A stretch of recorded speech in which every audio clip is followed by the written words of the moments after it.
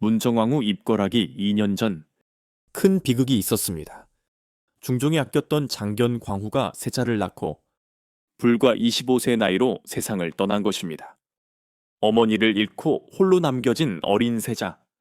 이 가여운 세자를 보살피고 텅 빈 중전의 자리를 채우기 위해 17세 문정왕후가 들어옵니다. 든든한 친정도 자신을 지켜줄 세력도 없었던 어린 왕비는 이때 아주 현명한 선택을 합니다. 바로 몸을 낮추고 지극한 정성으로 세자를 보살피는 것이었습니다. 그녀는 장견 광후의 아들을 친자식처럼 아끼며 자애로운 어머니라는 평판을 쌓아나갔습니다. 훗날 강력한 정적들을 물리칠 수 있었던 가장 큰 무기, 즉 명분을 이때부터 차곡차곡 준비한 것이죠. 사실 장견 광후와 문정 광후는 파평 윤씨 집안의 육촌 자매 사이였습니다. 하지만 장견 광후는 기세당당한 큰 집의 딸이었고 문정 광후는 가세가 기운 작은 집의 딸이었습니다. 유님에게 문정 광후는 왕비이기 전에 부리기 쉬운 만만한 조카일 뿐이었습니다. 이때 문정 광후를 새 왕비로 적극 추천한 인물이 세자의 외삼촌 유님이었습니다. 당시 유님은 권세가 당당한 큰 집이었고 문정 왕후의 집안은 가세가 기운 작은 집이었습니다. 유님은 힘없는 작은 집 조카를 왕비로 앉혀야 내가 부리기 쉽고 세자에게도 위협이 되지 않겠지라고 생각했습니다. 이 오만한 선택이 훗날 파평 윤씨 가문을 피로 물들일 줄은 꿈에도 몰랐을 겁니다. 문정 왕후가 입궐한 지 10년째 되던 해 궁궐이 발칵 뒤집힙니다. 세자의 생일날 죽은 쥐를 잔인하게 훼손해 세자의 거처에 매달아 놓은 저주 사건이 터진 것입니다. 배후로 지목된 후궁들이 죽어나가는 것을 보며 27살의 문정 왕후는 깨달았습니다. 이곳은 내가 독해지지 않으면 죽는 전쟁터구나. 겉으로는 자애로운 왕비였지만 그녀의 속마음은 이때부터 차갑게 식어갔습니다. 그로부터 7년 뒤 34살의 문정 왕후는 그토록 바랐던 친아들 경원대군을 낳습니다. 17년을 인내하며 의붓 아들인 세자를 보살펴왔지만 내 몸에서 난 아들을 본 순간 그녀의 집념이 깨어납니다. 내 아들을 왕으로 만들겠다. 이 결심과 함께 그녀는 자애로운 어머니 가면을 벗고 친정 동생 윤원형을 불러들여 본격적인 힘을 기르기 시작합니다. 이제 궁궐은 두 편으로 완전히 갈라집니다. 세자의 외삼촌인 유님은 당당한 큰집의 권세를 휘두르며 대윤을 이끌었고 문정왕후 남동생 윤원형은 작은 집 서러움을 딛고 소윤을 결성했습니다. 유님은 어린 동생이 감히 내 조카의 자리를 넘보겠느냐며 작은 집 식구들을 대놓고 무시했습니다. 이 무시당하던 작은 집의 한설인 복수심이 조선 조정을 정면 승부의 폭풍 속으로 몰아넣었습니다. 1544년 겨울 오랜 시간 문정왕후의 든든한 버팀목이었던 중종 임금이 결국 세상을 떠납니다. 17살의 시집아 27년을 함께한 남편의 죽음은 슬픈 일이었지만 문정왕후에게는 눈앞의 현실이 더 무서웠습니다. 바로 그녀가 그토록 견제했던 의부사들, 인종이 왕위에 올랐기 때문입니다. 이제 궁궐의 주인이 바뀌었습니다.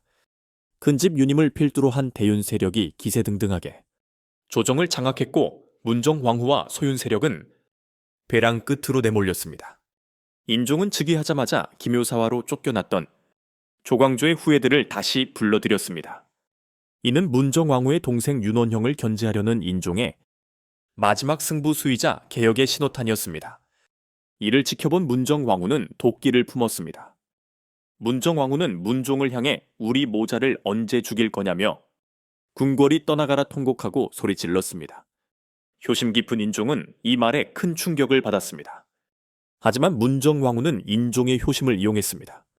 인종이 문안인사를 올 때마다 얼굴도 보지 않았고 인종은 이 거부감에 큰 상처를 입었고 어머니의 마음을 돌리지 못하니 살아서 무엇하나 하며 스스로 몸을 돌보지 않는 자학적인 단식을 이어갔습니다. 실록에는 임금이 너무 마르고 기력이 쇠하며 주변에서 눈물을 흘리며 미음을 권했다고 기록됩니다. 몸의 병보다 마음의 병이 먼저 깊어졌던 것입니다. 극도로 쇠약해진 몸에 도끼까지 퍼지자 인종은 손쓸 틈도 없이 무너져 내리고 말았습니다. 결국 인종의 병은 문정왕후가 만든 지옥이었습니다. 어머니에게 사랑받고 싶었던 한 효심 깊은 아들은 비정한 계모의 독설과 압박 속에 생을 스스로 놓아버렸습니다. 30살 청년 임금의 너무나 허망한 죽음. 백성들은 인종의 죽음을 자기 부모의 죽음처럼 슬퍼하며 통곡했다고 실록은 전합니다. 문정왕후는 이 젊은 임금의 죽음 뒤에서 자신의 아들 명종을 왕위에 올릴 준비를 마쳤습니다. 30살 임금의 승하, 비정한 권력이었습니다. 인종이 승하하고 드디어 문정왕후의 아들 명종이 12살의 어린 나이로 즉위합니다. 기다렸다는 듯 문정왕후는 수렴청정을 선포합니다. 조선의 실권을 장악하고 그동안 자신과 아들을 위협했던 문정왕후 집안의 큰집 유님과 대윤 세력을 향해 무서운 칼을 휘두릅니다. 이것이 바로 수많은 선비가 피를 흘린 을사사화입니다. 이제 조정은 오직 문정왕후의 말 한마디에 움직이는 여인천하가 되었습니다. 권력의 정점에 선 문정왕후는 누구의 눈치도 보지 않았습니다. 그녀는 성리학의 나라 조선에서 금기시던 불교를 다시 일으켜 세우는 파격적인 행보를 보입니다. 승려 보호를 등용해 승과 시험을 부활시키고 전국에 사찰을 세웠습니다. 문정왕후는 아들을 지키기 위해 적들을 베어냈고 아들을 위해 20년 동안 왕관을 대신 썼습니다. 문정왕후는 거대한 바위가 되어 있었습니다. 아들 명종은 왕이 된 뒤에도 어머니의 눈치만 보느라 자신의 뜻 한번 제대로 펼쳐보지 못했습니다. 명종실록 20년 1565년 4월 6일 실록은 기록합니다. 대비가 승하하시니 사관이 평하기를 여인이 권세를 잡아 나라의 기강이 무너졌으나 그 집념은 실로 대단했다 하였다. 65세의 나이로 눈을 감는 순간까지도 문정왕후는 권력을 놓지 않았습니다.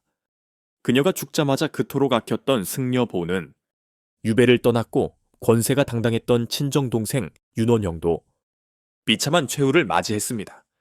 마치 모래성이 무너지듯 그녀의 시대는 하루아침에 사라져버린 것입니다. 권력을 쥐려 할수록 자식은 멀어졌고 가문을 일으키려 할수록 원망만 쌓여갔던 문정광후의 인생, 결국 우리 인생에서 끝까지 남는 것은 화려한 권세가 아니라 진심 어린 사랑과 따뜻한 이해가 아니었을까요? 시청해주셔서 감사합니다.